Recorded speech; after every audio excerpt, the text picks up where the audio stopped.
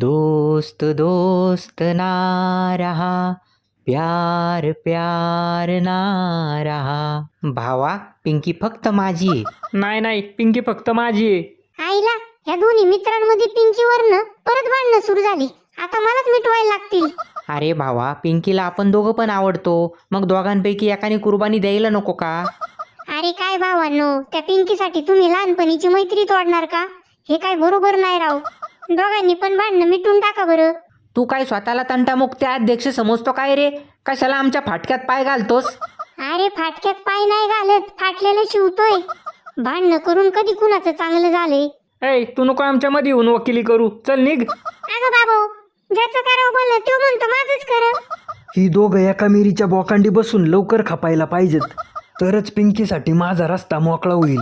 बया, ह्या दोघांच्या भांडणात तिसराच लाभ घेणार.